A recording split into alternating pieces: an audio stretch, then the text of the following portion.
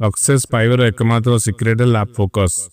जदि तुम लाइफ रे कौन से गोटे काम रे फोकस नहीं तो तुम सक्सेस बहुत दूर रे अछि। ब्रूस ली थरे कहिथिले मते सही व्यक्ति को डर लागे नहीं जे 500 किक थरे लेखाए प्रैक्टिस करछि, बरम ताकू डर लागे जे गोटे किक को 500 थर प्रैक्टिस करछि। एथिरो जना पड़े कंसिस्टेंसी एंड फोकस गोटे काम रे केते पावरफुल रिजल्ट देता। आजिकल जेनरेशन टेंडेंसी चली मल्टीटास्किंग, एका सह बहुत गुड़े काम फोकस करिवारु कोनोसी गोटिकरे मास्टर होई पारना, सबुथिरे ट्राए मारिबारे व्यस्त। प्रकृत लाइफ रे सेमिति सक्सेस मिले नाही। प्रथम 3-4 वर्ष गोटे काम रे फोकस करी निजको मास्टर बनाओ।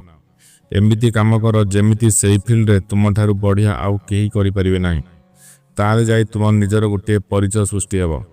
बहुत गुड़े काम रे हाथ देई कोनोसी गोटिकरे मास्टर न होई पारले तुमे दुनिया बिटेरे निजको हजाई देबो। तेणु गोटे स्किल बा काम को धर, सेतरे तुमर पूरा फोकस लगाई दियो। तुम काम ही तुमर प्रथम प्रेम हेबा कथा।